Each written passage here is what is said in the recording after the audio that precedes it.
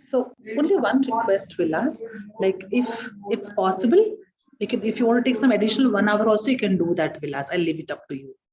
So we can wind up the session by tomorrow itself then. Yeah. Tomorrow we can extend by day if that is what the people like. Is that what you're asking? Not by a day. Tomorrow is the last day of the session. Oh, so I thought there was a request from Hariharan to have another half a day, right? That's okay. So can we do it like 1 hour extra today and tomorrow, and we can complete this? Because these participants are also undergoing a training on Angular with a different trainer. Okay. And that is scheduled from like 25th. Okay. So that is okay, Vilas. I'll leave it up to you. And yeah, I mean, the only thing is, are participants fine, right? Yes. The number of people, unfortunately, although we, before we broke, we agreed that we will meet at 3. Okay. I'm not sure, like we used to have like close to 20 people, right? Oh, yes. Or sometimes a little above 20. Correct. Right. So if it is not a time, I mean, nobody raised a concern. We broke at 12:15 actually. Okay. So there were like 45 minutes left, but I thought we'll do a 1 hour training. Okay. But unfortunately the number is, 12, but that includes you and me as well, right? So 10 is the actual number. Correct. And Ganesh and Aniket, both of them were very active in the class earlier. Both of them are not there.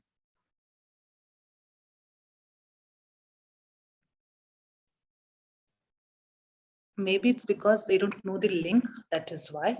Lakshmi, can you connect them, please? Like they'll be joining. Yeah, I've sent them a mail, Sunya. I'll just. Okay.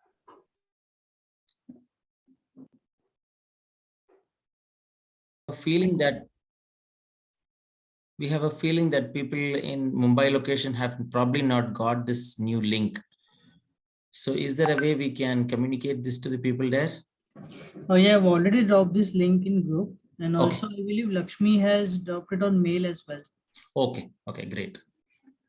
So as of now, we have 15 people. So that count has definitely gone up from 12 to 15. So as people are seeing, they are joining. Yeah. Yeah, maybe we'll wait for some more time before we get started. Okay. So let me know, Vilas. Okay.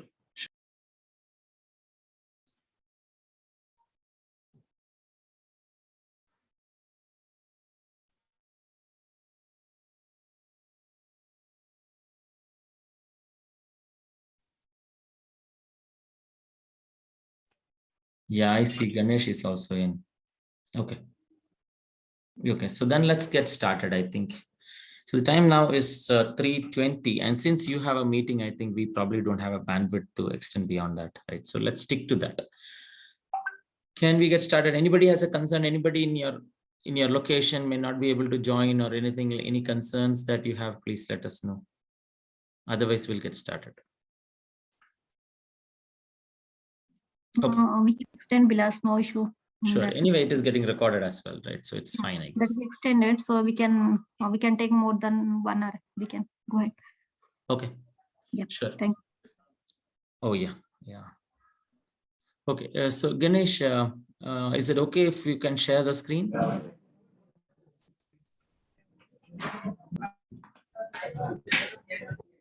Hello.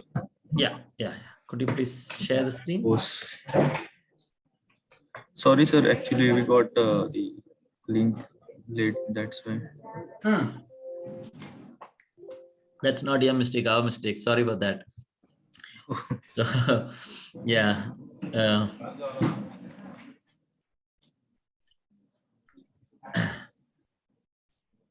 Yeah, but we were trying our best, with all the different channels, including going to LinkedIn and sharing the link.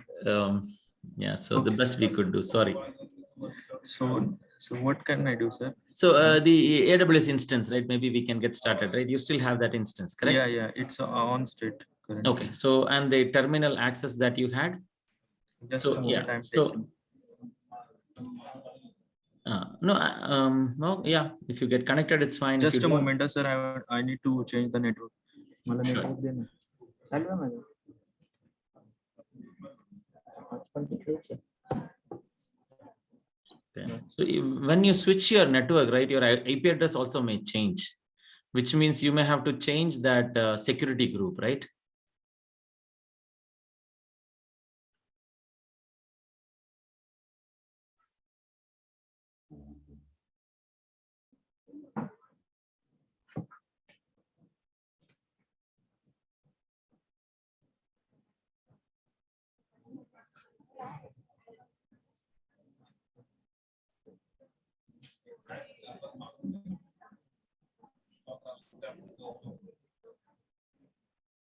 Hello.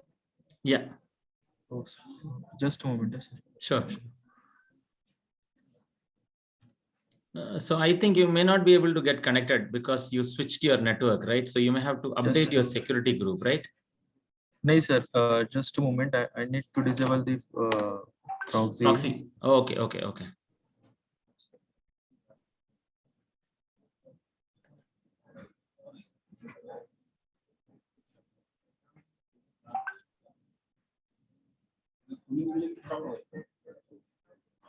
It is not connecting, right?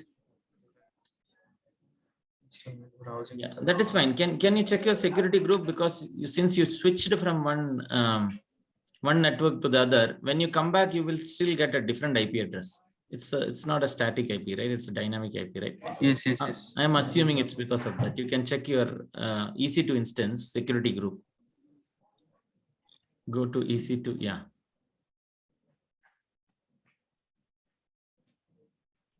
Yeah, yeah, correct. Security group, yeah. Exactly. Edit inbound rules, right? Yeah. And there, that custom is there, no? Just click, delete it, and then click on custom, and you'll see an option called my IP. Yeah, exactly. Correct. See, now it's a different IP address. So that is the reason why probably it was not getting connected. Okay. So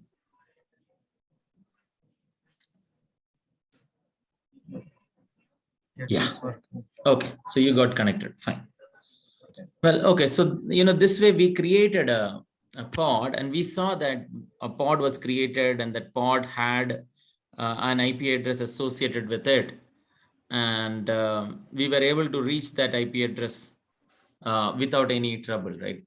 So everything is set now for us. So let's actually try and understand what exactly is a pod, right? That is the other thing that we want to do from here. We want to understand what exactly was a pod, right? So can you go to that, or maybe from the machine where you executed the command, you can execute kubectl get pod -o wide. Yeah, that statement, exactly. And just confirm on which machine it was running, which node it was running. Yeah, it is the one with the Is a same machine, private sir. IP of 199.1, right? So which one has the private IP? And you can probably open the terminal, execute the command IP space A. This one has 191. So not this one, the other one, I think. This has 221. This one has. So it is actually running here. Now you should be able to execute the Docker command. Docker, can you execute Docker? Docker PS. Okay. So container is ready. Yeah, so and you can see that on the top, Just do you a see that Nginx is running there, right? Yeah, Oh, sorry. that is fine. You can just re-execute it. Docker PS. Is everybody able to see this? Or anybody wants to increase the size, font size? Yeah, we can see. You can see. Okay. So the first one you can see there, it is Nginx. See that image name is Nginx, correct? Yes. Yeah. And then the very next one, you see what it is. It is a POS container. Look at the command there. It is called POS. Do you see that? PAUSC. Do you see that? And the name of And the name of that container, you see what it is K8s underscore pod underscore nginx. Yes. Correct? Can you highlight it, please? Yeah. So Just a moment. I am yeah, correct. So exactly. The name also he has highlighted it is K8s underscore pod underscore nginx. And it is a POS container. So what is a pod? Pod is a group of two containers. Pod is always a group of two containers. One container which you're asking for. If you ask for nginx, then that container you get. The other is a POS container automatically inserted by Kubernetes. So whenever you start a Kubernetes pod, along with the container you are asking, Kubernetes will automatically add a small container to it. Why is this container required? Because Kubernetes internally talks to that container to understand various things, whether your network is still up, if something goes down, it has to understand and all, right? For that purpose, it talks to this container. So what is a POS container, or what is a pod? A pod is a group of two or more containers. Why two or more? Because you can ask for more than one container. Even if you ask for only one container, still it will add one. So minimum two or more, because you can ask for more containers. Is this clear?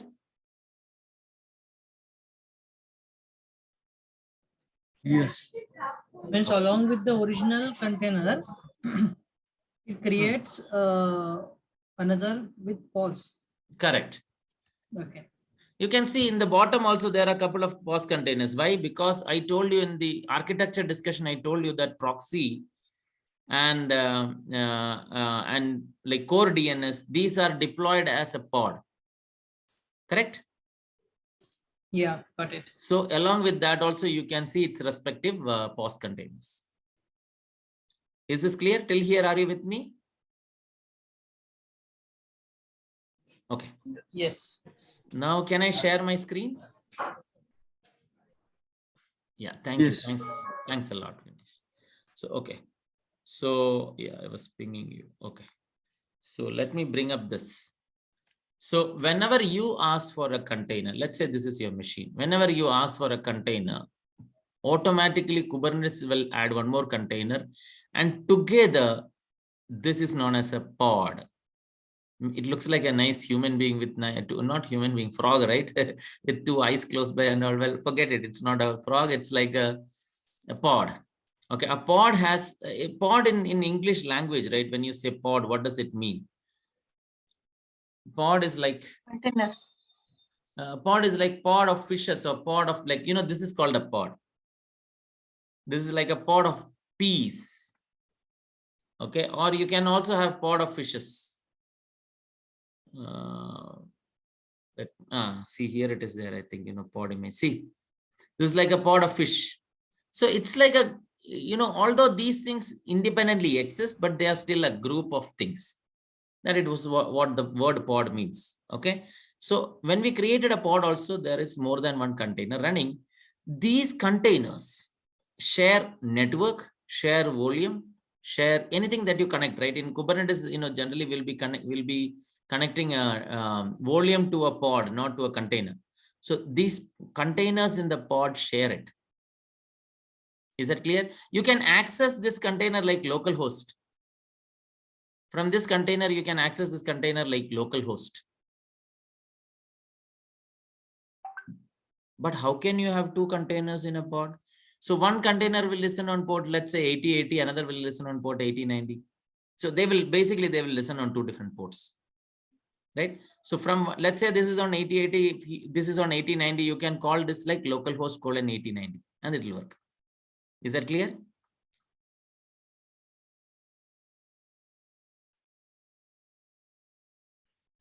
Okay, assuming that this is clear, now let us understand how this entire story was working. So when you ask for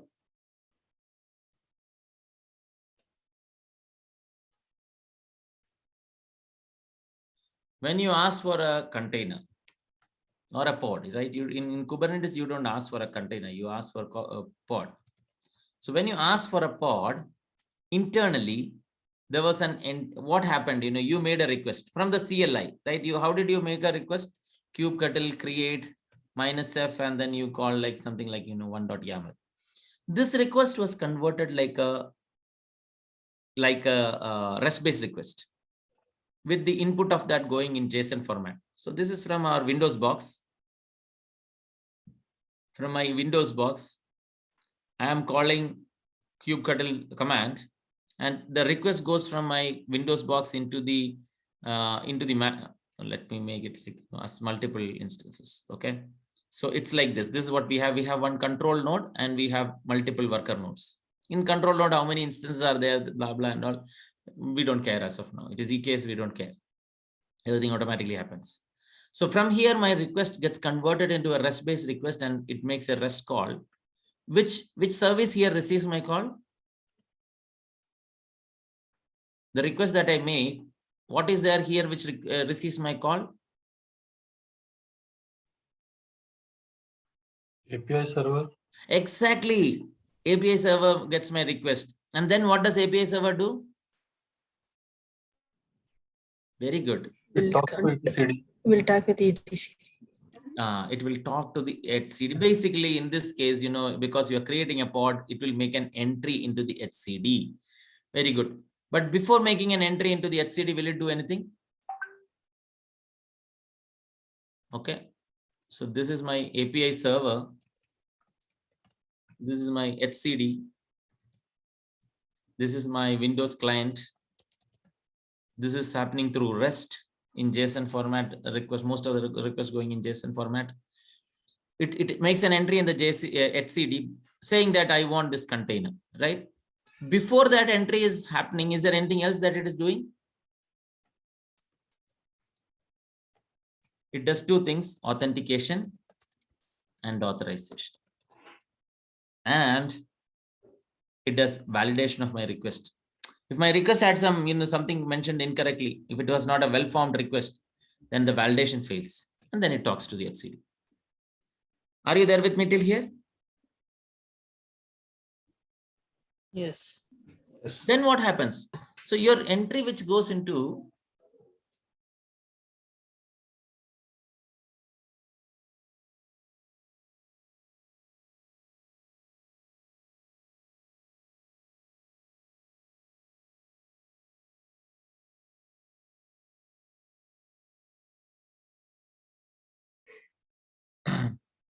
so the request goes and then it gets inserted. So there is this authentication and authorization and all of those happening, and then validation happening. Now, how is it like, right? So serial number or something like that. This is a database, right? For simplicity, let's consider how it gets entered into the database. Something like serial number, and then pod name, image name, and where is it running? Some details. This is like a database, right? So enter one Nginx. The image name is also Nginx. Where should it be running? I don't know. Right? Does API server know in which machine it should be running? It should run here or here. Does API server know? No. So it says, I don't know. Then what happens? After this entry comes, what happens? There is this smart thing called scheduler. It is observing the etcd to see if there is any entry in this table without the location. The moment it sees an entry here, hey, I have some work to do. Get up, let's do some work. So scheduler will automatically kick in and it start its process of identifying on which node it should come. Let's say that it identifies this is called node 1, this is called node 1, and this is called node 2. This is called node 1. This is called node 2. Okay. So API server identified that API server is not there. Scheduler came and it identified that it should happen on node 1. What it will do, it will come and update the database saying that this should happen on node 1. Okay. Is that clear? Please keep confirming. Now what? So it should happen on node 1. That's all what we know. Thank you. Thank you. Thanks for all the confirmation. But is it actually running? No, it is not running. So yes, a scheduler talks to API server. We know that, HCD is a beautiful wife of API server. Nobody should talk directly to it, right? So everybody will talk to API server only, and API server will talk to HCD. So now it's not actually running. Then what happens?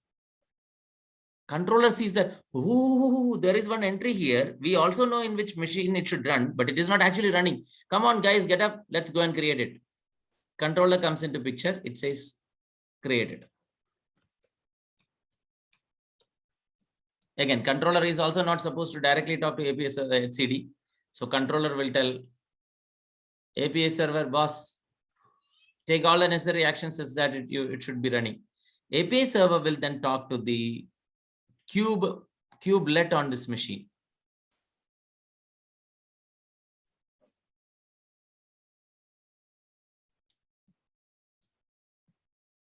Okay.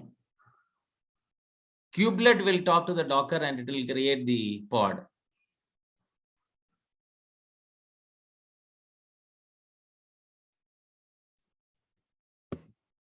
Kubelet will talk to this thing and it will create the pod.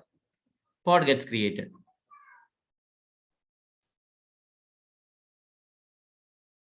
Okay, and then it keeps telling back, sir, I have done this, I have done this, I have done this. Like that, kubelet will keep telling the API server, I have done this, I'm starting the download complete, pod starting, everything it will keep telling. Okay, now do you understand how the entire thing is stitching together and how it is working?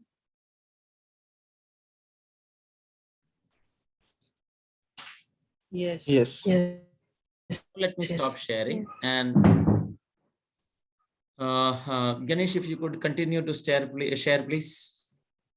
But then what's the purpose of pause container? Pause container. Okay, good question. So anytime when the okay, so let me give a story for that so that you will understand.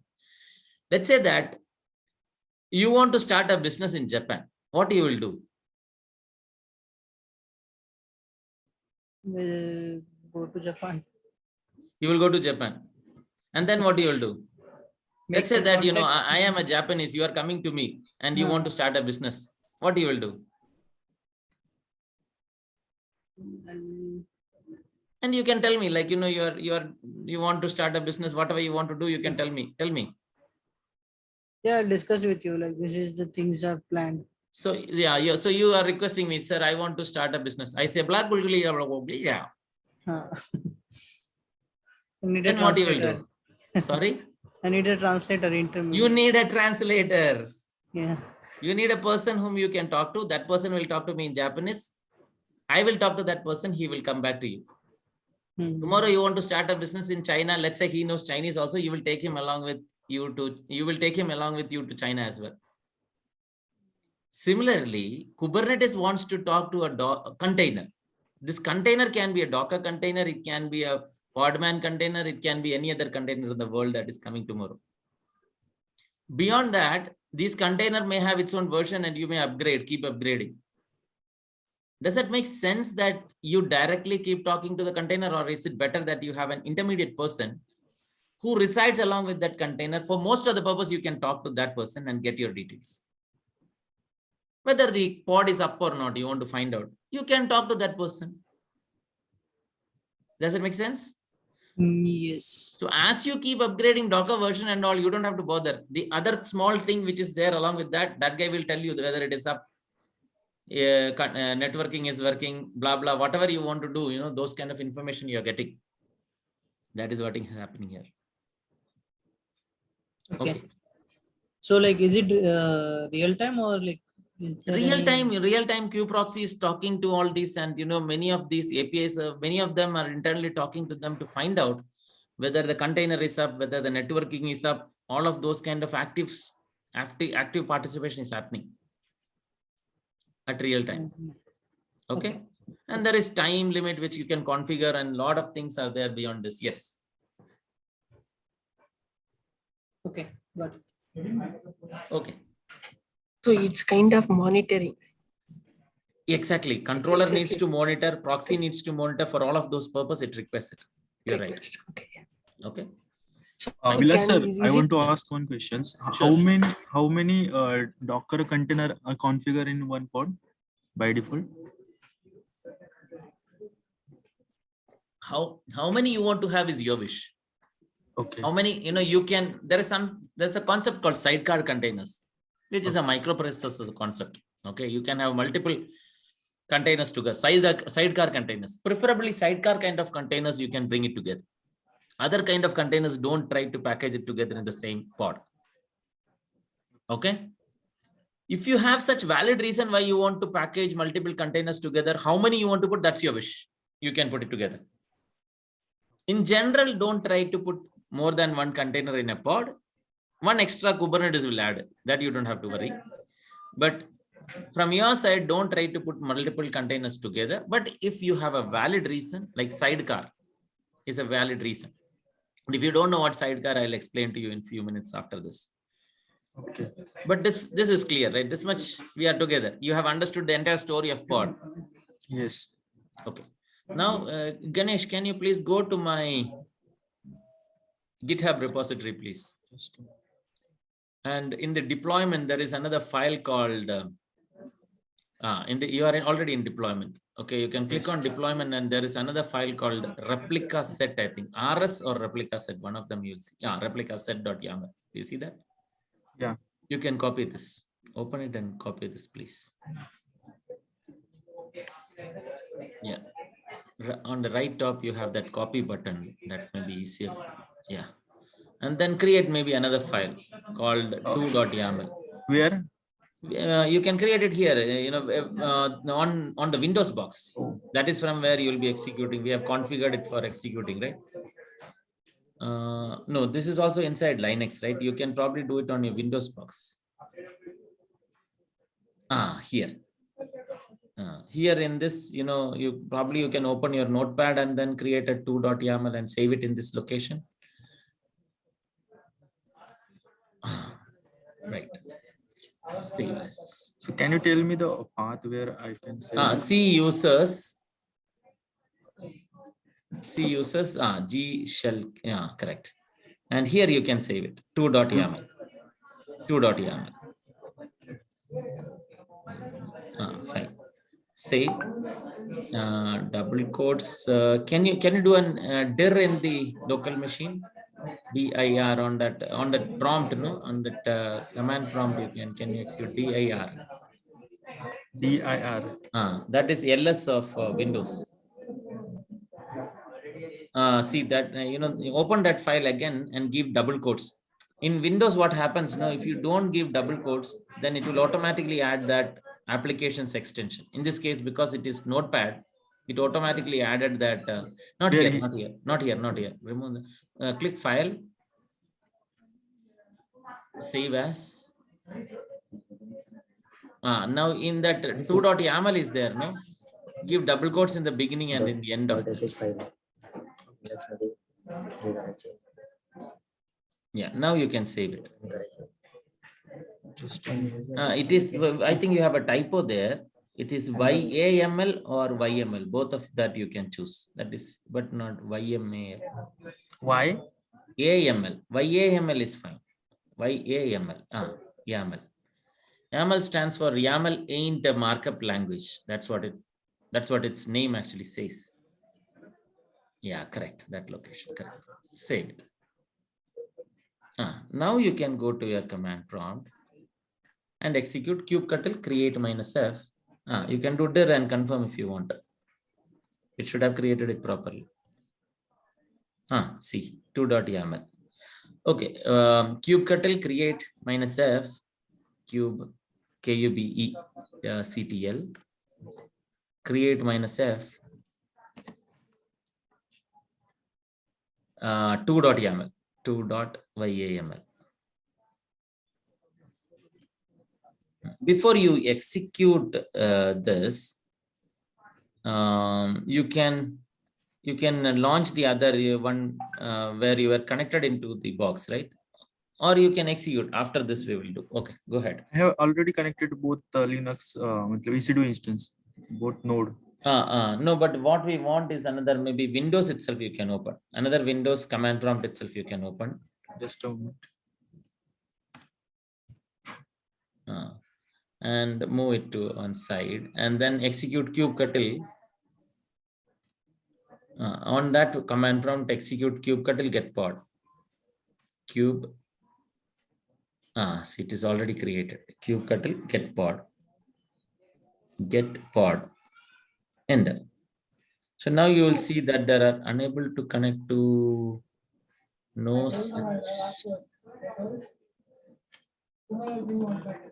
Unable to connect to the server proxy connect TCP dial lookup. No such host. Cuttle get no. Why is that?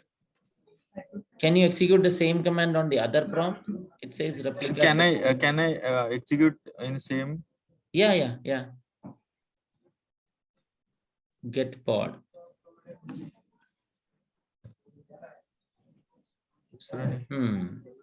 Okay, something is not set up on that properly. Fine, but okay, we'll figure. Yeah. So this you can see that the one which you created just now, that has been created 46 seconds back. Do you see that? Is one front end. Okay. Now.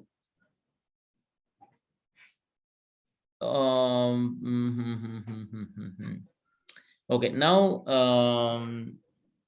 look at the name of that, frontend -19HTJ. Okay, Yes. just remember that name. We are going to delete it. Kubectl delete pod.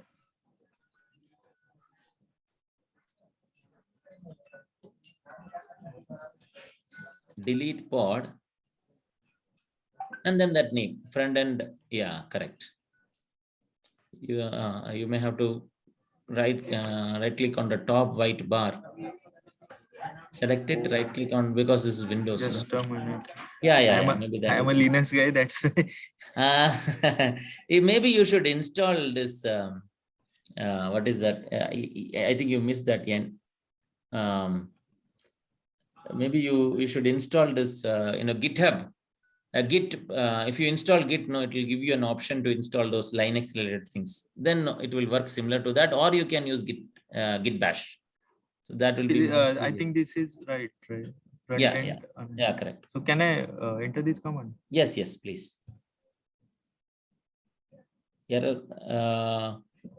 Is the name something typed wrong? HTJ.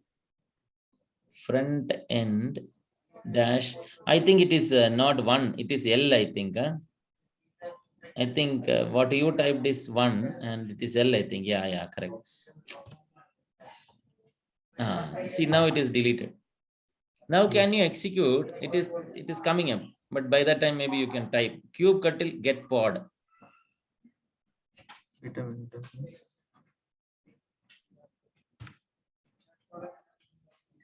What is happening? You deleted, no, but still it came back.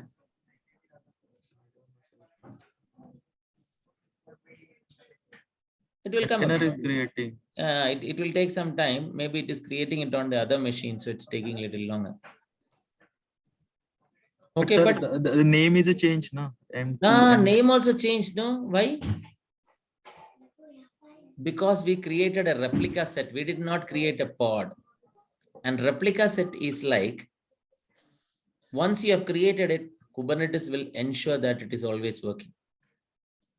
Okay. So if for some reason it crashed, Kubernetes will automatically create a new one. Is that clear? Yes. You remember, in the beginning, I was saying that, if a pod crashes, then it will be automatically created. If you create a pod, then when the pod crashes, Kubernetes will not restart, will not create a new one. If you want that kind of a feature, then you should create a replica set or a replication controller. There is a small difference only between them, which we don't have to learn. Okay. Replica set is the advanced thing. In future, you can always continue to create the replica set. Replication controller is the old way of doing it. Okay. Is that clear? Yes. Can you execute kubectl get pod? Let's see if it just got created now. Yes, it's Now it is running. Okay. This replica set, you can scale out and scale in. Okay. We will not do that. We will create a deployment. So I have created a replica set. Now I want to delete it. What will I do? Because if I delete it, it is going to create it again, right? What will I do?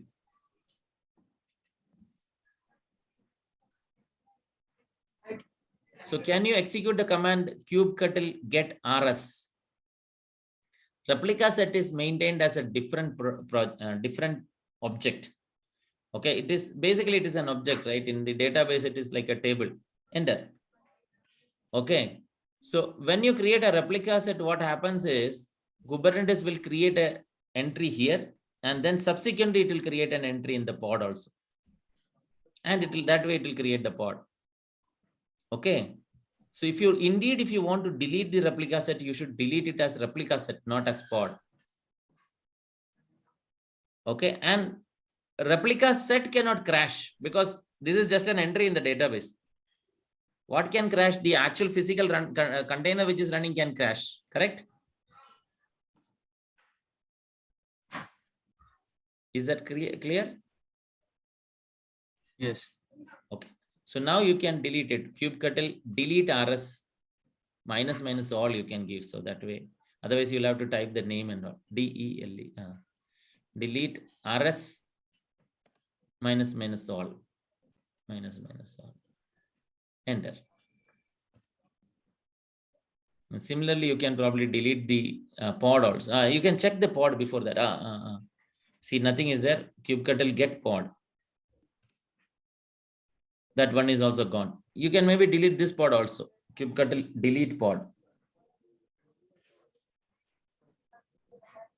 Minus all. Minus. Yeah, one more. Double hack, sir? Yeah. So that is also deleted. Now you can go to the deployments. Oh, sorry, hold on. I think there is a question on the chat. Is the state maintained in the replicated pod? Is the state maintained in the replicated pod? Okay. Anybody wants to answer this question? Where is the state maintained? That, there is one pod, and that is when it is crashed, it has got crashed. Where is that state maintained? It's maintained city actually, but my question is like whatever the previous state were there of the pod, is that maintained? The state I mean to say here is like as we have image, right?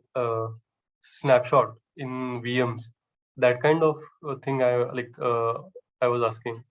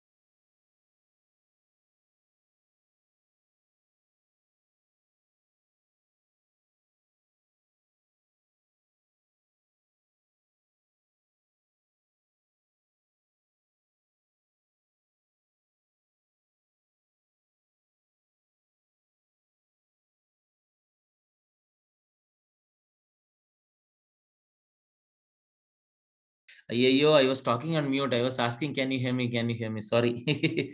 And I was searching everywhere whether I am connected or not. And all, sorry. Can you hear me? Hello? Yeah. Now you're audible. Okay. Yeah. So can you open that Linux connection which you have, right, and execute that Docker PS again, please?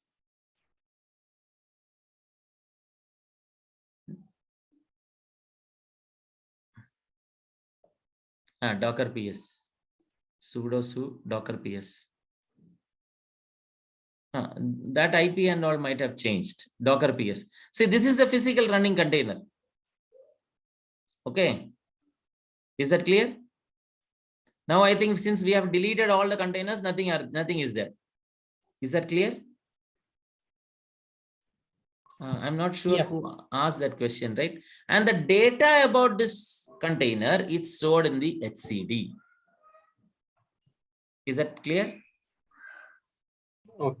The data that this container is there is stored in the etcd.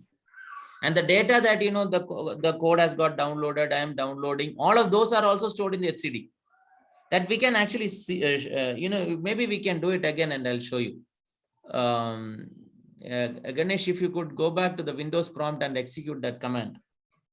Which one, sir? kubectl, maybe anyone, you know, kubectl create -f and 1 or 2, any of them you can do. Yeah, this itself you can do.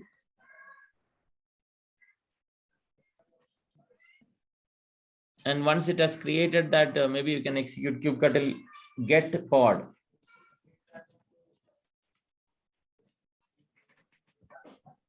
And yeah, now it is running. You can execute kubectl describe pod. There's only one pod, so you don't have to give the name. Describe, DESC. Yeah, that is enough. Okay, pod. See this. Okay, so successfully assigned default scheduler does this work. Kubelet has came and it has container already present on the machine, so it didn't have to download it again. Created container PHP Redis, started container PHP Redis. Do you see that? Are you able to, can you please highlight that part, Ganesh?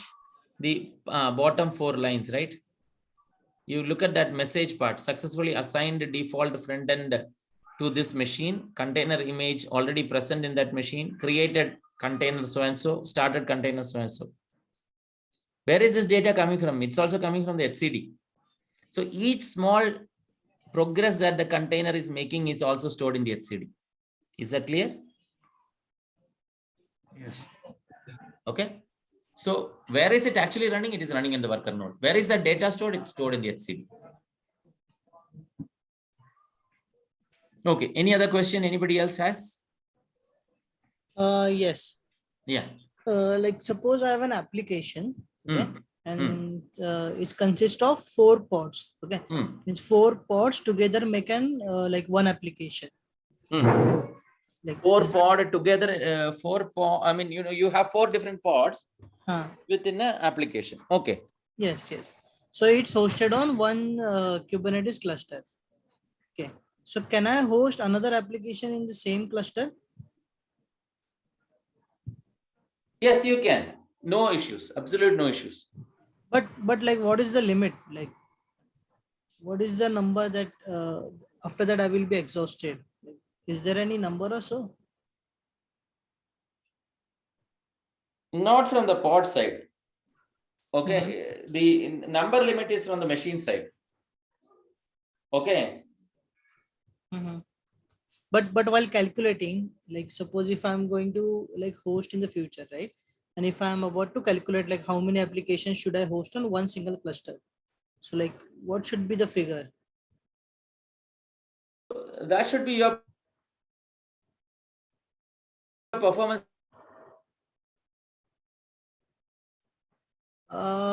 Vilas, I believe we lost you. Is it me or like everyone is able to hear Vilas? I guess We can't hear you. he's on mute. Vilas is on mute again. Sorry. I don't know how is it mute again and again. I don't know.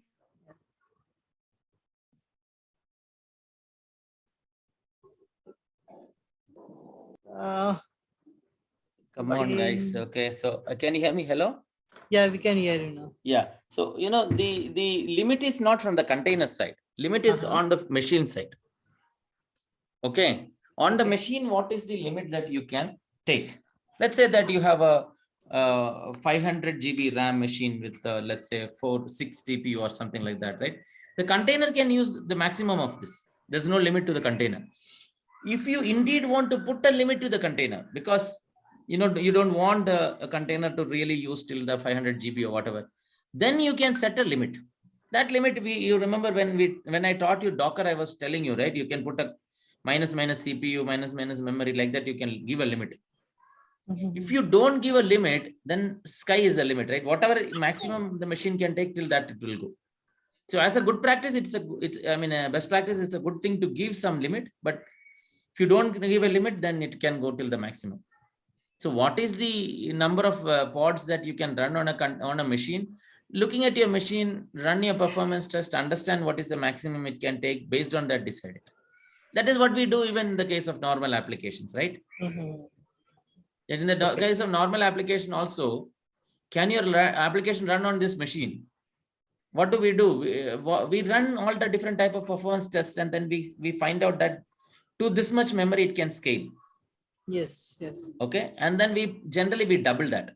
Okay, if an application can work with, let's say, let's simple example, 1 CPU, 1 GB, 2 CPU machine, if it can run, we generally give 2 GB, 4 CPU machine. It's the same is the process here also. Okay. Yeah. And that part as well, like how to make it publicly accessible. How to make it publicly accessible, that will come to that. That is still in progress.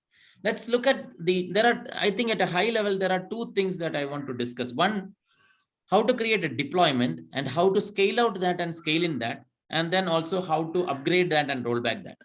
That is one thing that I want to discuss. Second thing that I want to discuss is this thing, what you just now said, how to make it accessible publicly. We will come to that. Okay. Is that fine? Are you with me till here? Yes. Okay. Fine. So let's first do the deployment part. Can you go to that same folder, deployment, and in that you should see a file called deploy. Deploy.ng.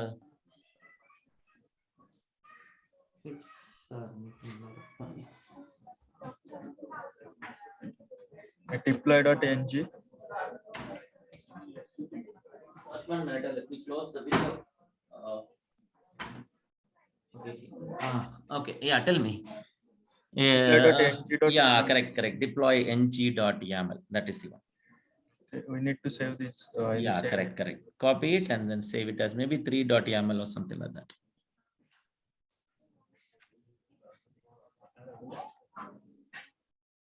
And give the double quotes in the front and back of this when you save it.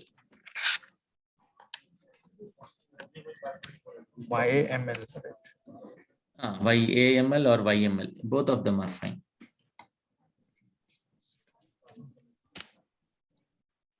Yeah, and now you can create it.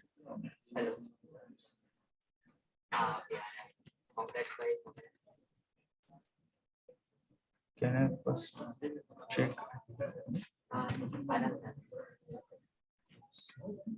Just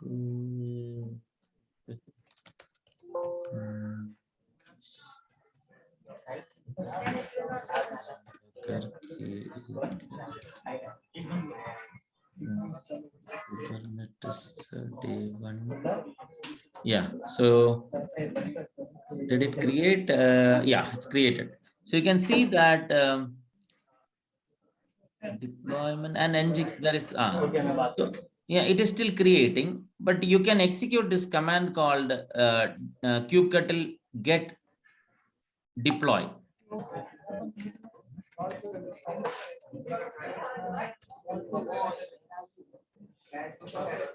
Right?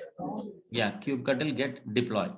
Correct. So it gave you, so the deployment is created. Now you can also execute the command kubectl get rs. Get rs. Rs is what? Replica set. Correct? Yes. So when you create a kube deployment, automatically it will create a replica set. And you know that when you create a replica set, then automatically a pod will be created. Correct? Yes. So that is how deployment works. Is that clear? Earlier we saw that when we create a replica set, automatically a pod will be created. When you create a deployment, automatically it will create a replica set, and that will automatically create a pod. Let me see if yeah. Is that clear? Yes. Yes. Okay. So now can you execute kubectl get pod again, please? And now by now it is running. Okay. You can probably execute the command kubectl describe pod. Describe pod and no, it will. This is okay. So Nginx 1.9.1. So it's a very old version of Nginx that it is running. Okay. You can go to the YAML file. In the YAML file also, you will see that we have coded for it to. Can you go to the YAML file, please? Yeah. Maybe you can make it big. API version is apps v1 because deployment, right? It is deployment. Deployment follows a different version system. That's like a newer version. Okay, the old one was like, pod and all is from the old version. This is a newer version. So they have decided to use a versioning system like apps v1. Kind of object you are creating is deployment. Then name and the labels are the metadata. Okay, the name is Nginx deployment and labels is app Nginx. After that, you have a spec section, and in the spec section,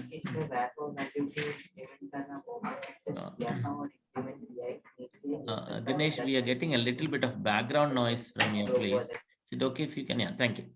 So in the bigger spec section, right, there is a big thing. Okay, you see that line number 6 or 7 is also spec, and from there is a lot of line. Okay, can you highlight that, please? The spec before that, there is one more spec in line number 7 or so, right?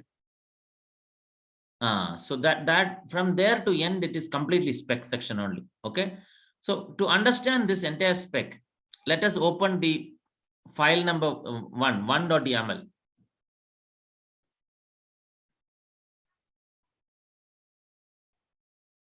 C users G shell, okay, and then 1.yaml. 1.yaml you did not create. So then maybe you can go to that GitHub repository itself and open the pod _ng.yaml or something is there, no? Deployment. Can you scroll down? ngpod.yaml. Open this. This was supposed to be the first file, right? Yeah, you come down and here you will see that it has a spec section. Compare this spec section with the notepad file, right? What you have in the notepad also, you have three. You don't need to copy. That's fine. We can directly compare. Okay, fine. So compare this with 3.yaml, which we have just now. The other file. Compare this file with the other file. Okay, either the one in the background or that. Yeah, and can you make the one in the background? Can you make it a little bigger, please, or scroll down? Either of them. Scroll down or make it bigger. Yeah, like that. Correct. Yeah. Now compare this with what you see on the right side. The last 6 or 7 lines, if you compare, right? Is it looking exactly the same?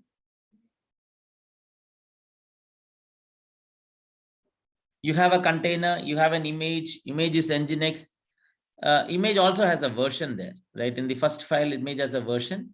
Ports, connector port, and for connection port, we gave a name also. That, although that is not mandatory, you can skip that also. In one case, we gave the name, in the other case, we didn't give a name.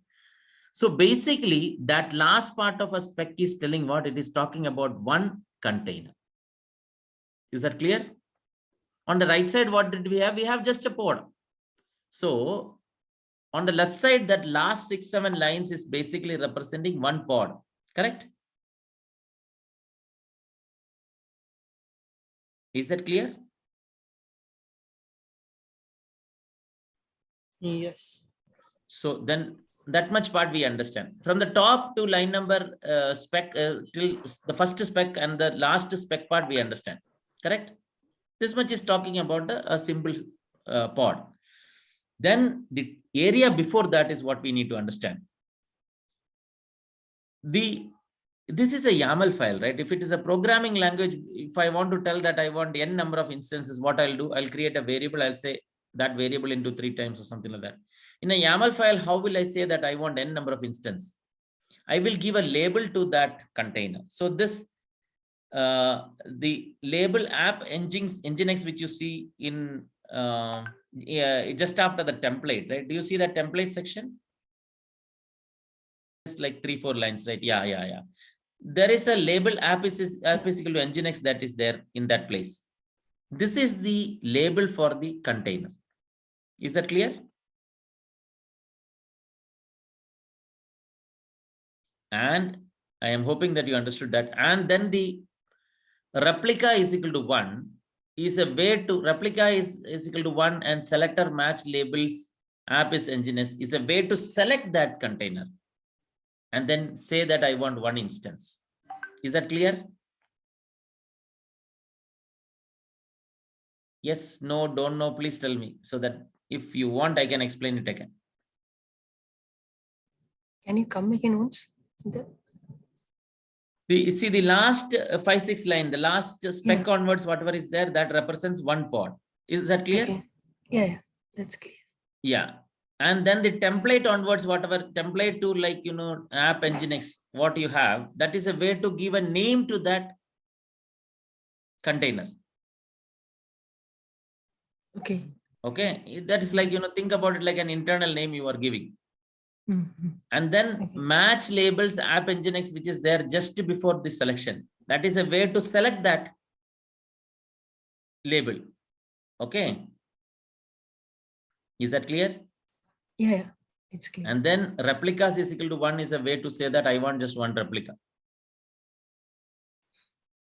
Are you with me? Yeah. Okay. Now, how can you So, scale? Yeah. One more question, like if replicas, we haven't given 1 or 2, like there isn't any default value. So it There is will consider no, that is like a mandatory. I think it will fail. mandatory. Okay. Yeah, it will fail. Okay. Now let's do this. I want to scale out. I want to make it as 2 different instances.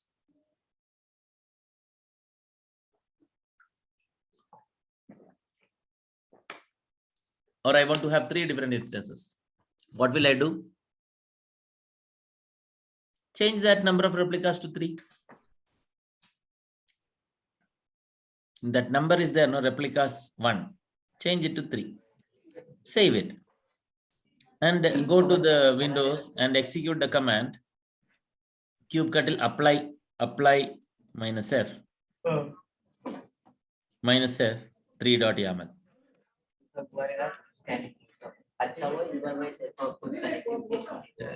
Excuse me. Enter.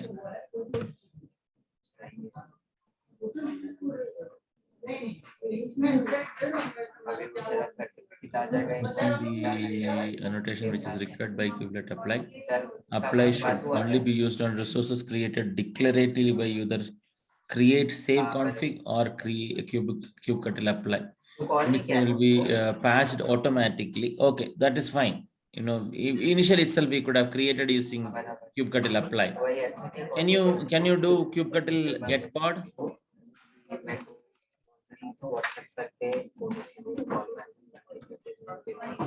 Now, do you see that there are 3 instances of that running? Yes. It is still not ready. You know, there is something happening there. We can describe the pod and understand what is happening there also. Kubectl describe pod and copy paste that one which is showing 0 of 1 ready. Describe pod 0 and then the name. No. Kubectl describe pod and then the name of 1 which has that 0 of 1 ready, like Nginx deploy the 3rd or 4th one, right? That name you can copy. That you can copy. Right click on the top white bar. It's a pain, no? And edit. Right click on the top white bar. Edit. Copy. Then you can just right click. That is enough. Enter.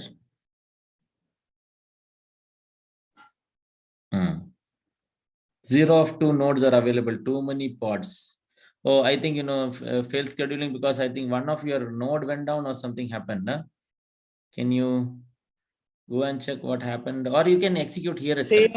Same error I got. No, can you execute kubectl get pod? Sorry, kubectl get node. Oh, sorry. Yeah, there is one more thing, that it is trying to create a pod, but there is already a pod with that thing already running.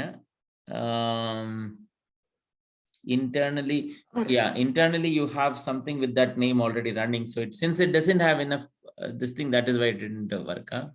So can we recreate from starting onwards? Then We it will can work, do right? that. We can do that to be on the safer side. We can do that. What you can do is kubectl delete deploy minus all,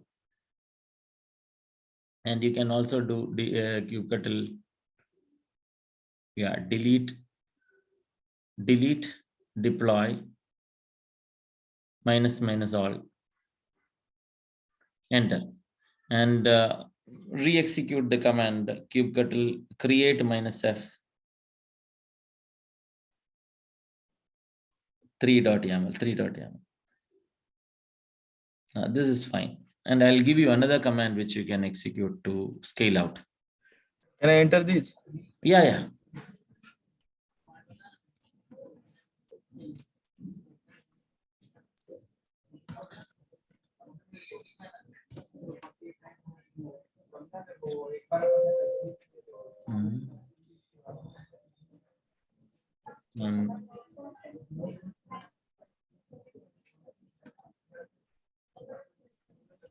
And I am putting a command on the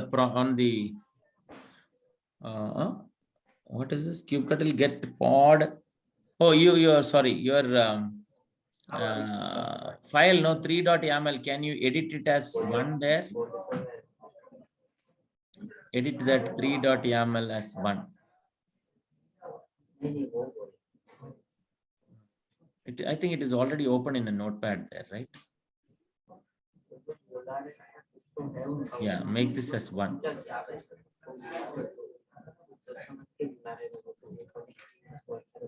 No. Not that. This can be 3.yaml only. Cancel this, please. And there you see replicas. Do you see that? Yes. Change that 3 to 1.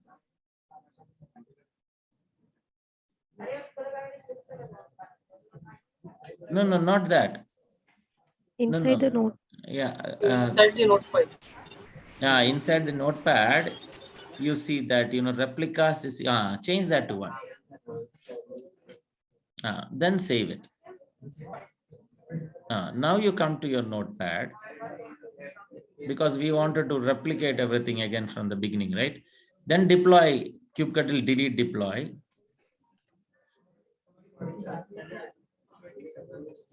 Delete deploy.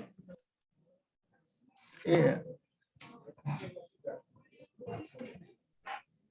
Minus all. Yeah. Kubectl get pod.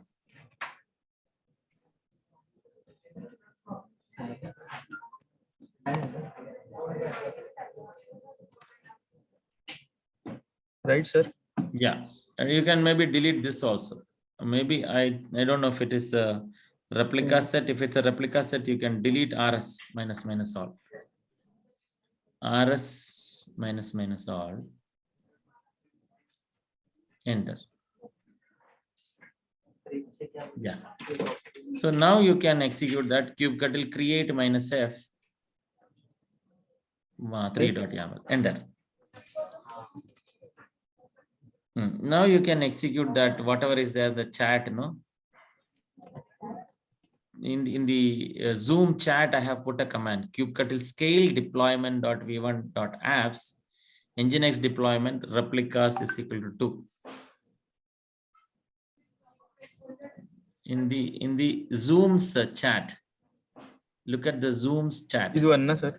Correct. Oh, yeah. When you are looking, I will not be able to see. Fine. Correct. Enter. Yeah, now you can execute kubectl get pod. Okay. So do you see that it got scaled? Is that clear? Yes. You can scale it back to 1. If you want Even to, with replicas equal to 3, it's working now. it will work. Whatever number of replicas you want to give, right? You can give that, it will work.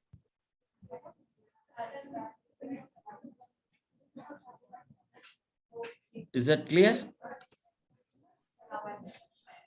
So Done. all these replicas are belonging to the same pod? See, you are working on some project, suddenly you feel that the load is so much that the system cannot handle. You want to add more containers. What you will do? Scale out, just execute this command and it'll add more containers. I believe it's creating one pod on one worker node, because when I tried it to 3 now, it's still in pending status. Correct. That is also correct. That is what we saw earlier also, right? It was not able to get. It was not able to get and. So like, does it depend upon number of worker node as well? No. It depends on the number of worker node, because 1 minute. Let me open up the YAML file and deployment and deploy ng.yaml. Name is equal to nginx and image is equal to 191, ports is equal to this, and container port is equal to 80. That is what you have given. Yeah, sure.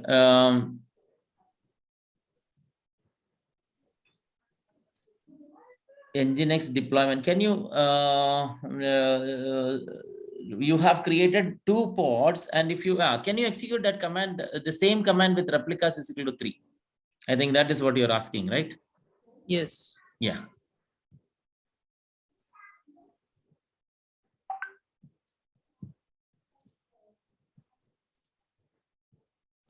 Yeah, can you please execute that? And you will probably see that, you know, one of them is, it is remaining to be in pending state. Too many pods. Correct. So that is the error you are getting, correct? Yes. So because of which it is not even scheduled. Correct? Yeah. So like, does it mean like 2 worker nodes will create 1 pod each? No. 2 worker nodes will not create 1 pod each. 2 worker nodes, 1 worker node itself can take any number of pods. Okay. But in this case, the pod that it wants to launch, there is a pressure there because of which it's not able to add. Did you understand? We have taken a very simple micro machines, right? Acha. Correct. Okay. That is why you are feeling that. Okay. Okay. So now what we are going to do is we are going to upgrade this. The version we had was a very old version, right? While you upgrade, you have to remember the name that you're seeing now. Okay, do you remember the CNMTM and DG85X? That is the current name. This will get replaced. That's what you should be observing. Okay. Now let me give you the command which you can execute to upgrade.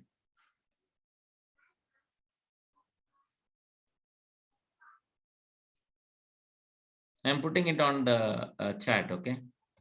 So this is before you upgrade, always you should check what is the current status. Only if it is in a stable status, you should upgrade. Okay. And in Kubernetes, we don't call it as upgrade also. We call it as update. Okay. But I use the term upgrade because that is what otherwise we are familiar. So you can go to the chat and copy paste that command. That command will ensure that everything is in a stable state. What is the current status? That's what it is checking. Can you copy paste that command, please? Yeah, from the Zoom chat.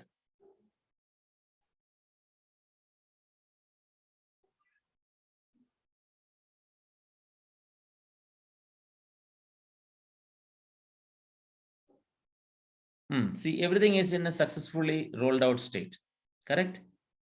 So that means we can update. Okay. Now let me give you the command that you can use for update.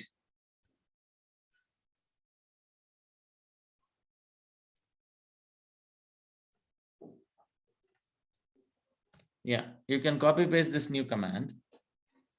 And I'll explain this command in a few minutes, but you can probably copy paste it. And the moment you copy paste it, keep executing that get pod. I think it is not complete. Nginx dash, and then, maybe you can copy paste it into a notepad and then ensure that it is all together. And then from there, you can copy paste. It got split as two different parts, I think.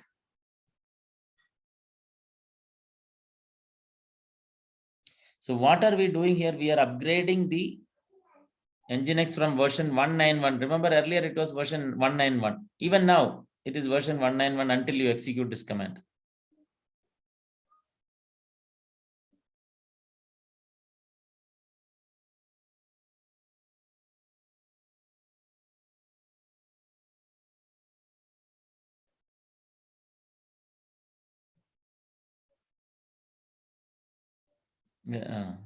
Correct. Enter.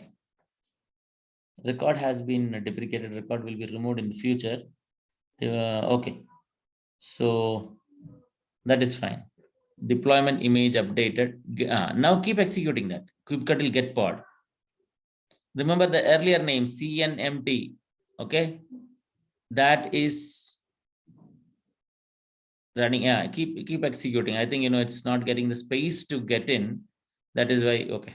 So it is remaining there like because of the pressure, and you can probably execute the command kubectl describe pod. Kubectl describe pod. And then Nginx deployment, that first one, no, izcjg6. Yeah, you can copy paste that. Because of the pressure, it's not able to come. Unfortunate, you cannot see it.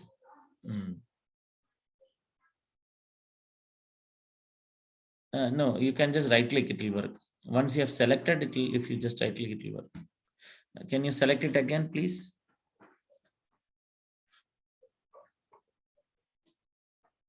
Right click.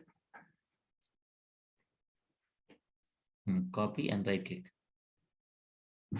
Oh, it's not working. Yeah. It's not working. Just a moment, I'm trying again. Once, yeah. And then right click, edit, copy, and then right click. Can you paste it into some other notepad? Is it working? Just a Paste, moment. Okay, no, the same way how you pasted, that name is what you want. That is unfortunately, no. Go back and then correct.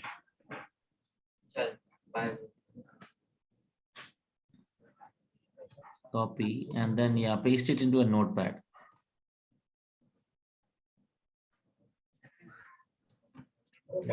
Now copy and paste it from here. That is a Windows bug, what you see there. It should have worked. Enter. Exactly. Enter. See, 0 of 2 node are available. Too many pods. Do one thing. You can probably go ahead and delete one pod, and then you will see that it is coming up. Okay. It's because of it is not getting too many pods already running there. That is why it is not getting scheduled. You can probably remove one of them, and then you will see that it is coming up. Okay.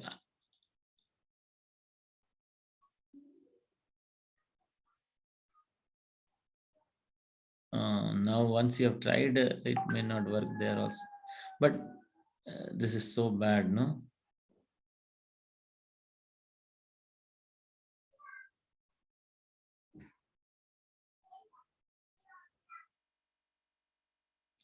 Now you can delete that.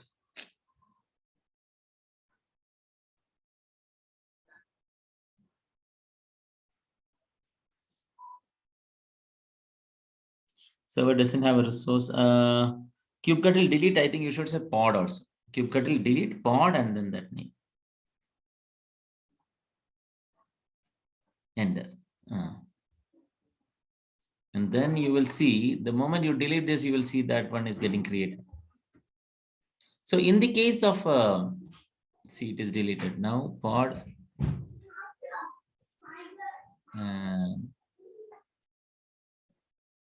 Yeah. So do you see that, one has changed from the earlier status into ZC JG6 that has changed into container creating status. Earlier it was in pending status because it didn't have a space. Okay.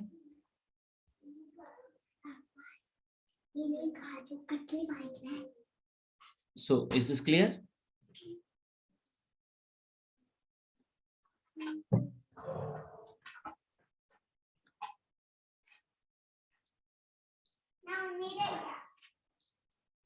Is this clear? Anybody has a question, please ask.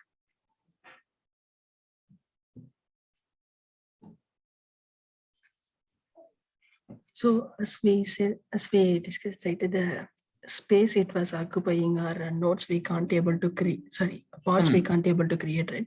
Is that the Kubernetes has that lot of Docker containers like a POS container or something like that? So due to that also it will happen? Yes, that is also one reason. Kubernetes also has its own POS containers and other core DNS. Core and other things DNS, yeah, running. okay. That is also one reason. You are right.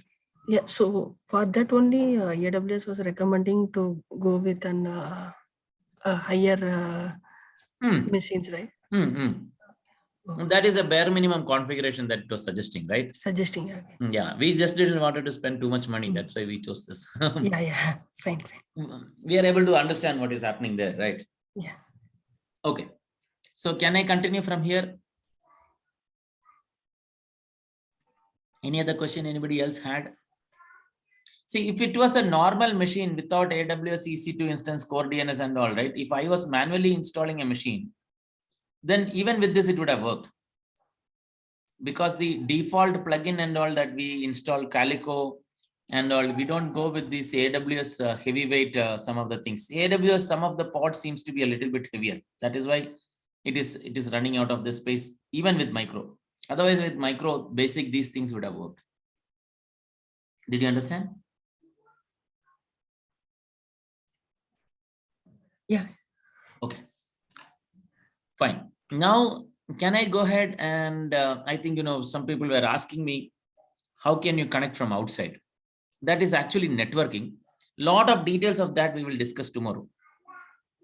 I have already taken this class for 1 hour, 10 minutes. Is it okay for me to extend? I know some of you had meeting, right? So if it is not okay for you, then I can close the class here. We will meet tomorrow. And if you would allow me, maybe I can start it a little earlier, like 7:30 or 7, or I can extend beyond 1 o'clock for like half an hour or something like that. I have meeting. Okay. So then can we wrap the class here? For my side, okay. No, if few people have a problem, then can we meet tomorrow early morning, like 7:30 works for you? No, we can extend the class tomorrow. After 1 o'clock. Okay, fine. So then maybe we'll extend it tomorrow after 1 o'clock. Okay. Since some of you have a meeting, I don't want to disturb that. Okay, we'll extend it. Thank you. Hello, Vilas sir. Yeah. Shall I stop these machines? Also, you can go to that EC2 instance and stop it. Okay. EC2 instance and then stop those instances. These. Should we not delete the Kubernetes cluster? If you can delete the cluster, but you need to try something tomorrow as well, right? Okay. There is a small thing that you want to try tomorrow as well. Yeah, stop the instance. And tomorrow we'll restart it from here and then we'll get started.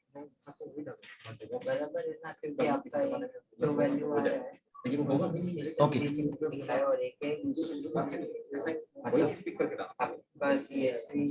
Okay, so can I close the class and tomorrow we'll meet and maybe we'll take till like around 1:30. No, it shows that it is attached to an auto scaling group.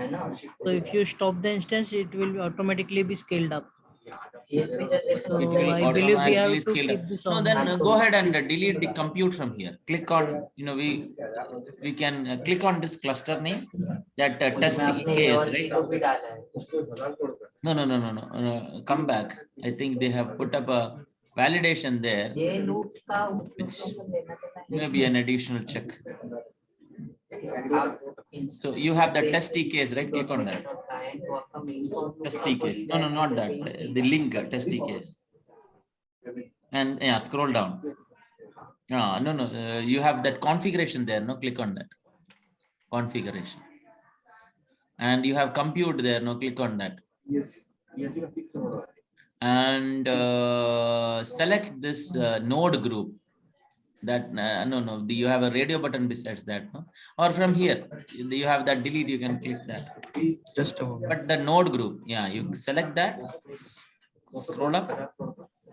There is this delete button, I can see. You can click on that. This one, no? This will delete that instance. So we required this setup for tomorrow or not? EKS we need. So this, tomorrow we will recreate it. This part we will recreate. Otherwise we'll end up paying money for this, right? Okay. So that is why we are going to delete it. We will recreate this part tomorrow. Same thing you should type, EKS node group, I think.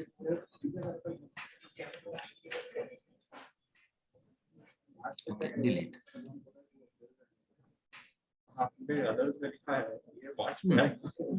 This much is enough. It may take like 15 minutes, 20 minutes, something like that. Sometimes it takes longer than that. But after that, if you come from Vikas sir, shall I delete the Axis ID? Axis ID, if you delete, no, then tomorrow Axis ID, then tomorrow you will not be able to create this part, right? This part creation, does it require? Maybe, yeah, maybe you can delete it. This part also doesn't require. Yeah, it is okay. And it is fine, even if it requires, we'll create it again tomorrow. That is okay. Okay. You remember how to delete it, right? Yes, I will delete it. Okay.